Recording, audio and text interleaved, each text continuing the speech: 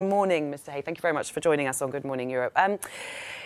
If you believe that all publicity is good publicity, then surely this was a very clever move from Nike. What would you say to that? Well, I think Nike are a global super brand that relies on consumers. And the first thing you have to look at is what do their consumers want? All of the data shows that the youth market globally, but particularly in America, want their global super brands to have a point of view. And Nike have done this since their inception in the 1970s. Their brand has been built on American values of progression, achievement, self-expression, and individuality. So this isn't really a campaign. It's a continuation of their brand equity for 40 years plus. Nike have chosen to take a knee with the youth generation of America rather than put their hands on their hearts for Trump's version of America.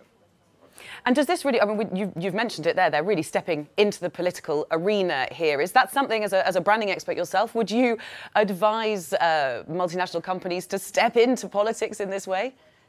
Well, I think what they've stepped into is values, and they are a global super brand. Nike have had more heritage and more continuity than this consumer's view of the media and of political leadership. So they have got the authority and the right to stand for values that they believe that are true to that brand, which is valid for that of Nike. If they were stretching into direct political issues, it would of course be a brand stretch that would alienate their consumers and not be authentic. In this case, Nike are simply delivering consistent behavior over the last 30 to 40 years. And what about Colin Kaepernick? I mean, we know we have lots of other sports stars on the face of Nike ad campaigns. He's not been a quarterback for over a year now. What about his brand? Presumably this elevates his brand as well. Well, he's in a really tricky situation. I mean, he's built his brand as a sportsman, but he's not been a sportsman for 2 years. So he is transitioning into being a celebrity, which could be monetized.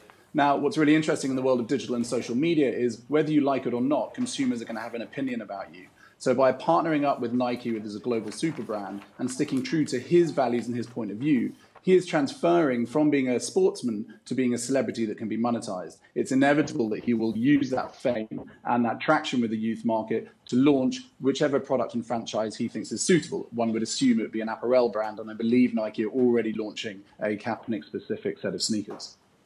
Absolutely. Oh, well, listen, it's really great to get your view on this. Fegus Hay, CEO of Leagas at Delaney Advertising Agency. Thank you very much for joining us.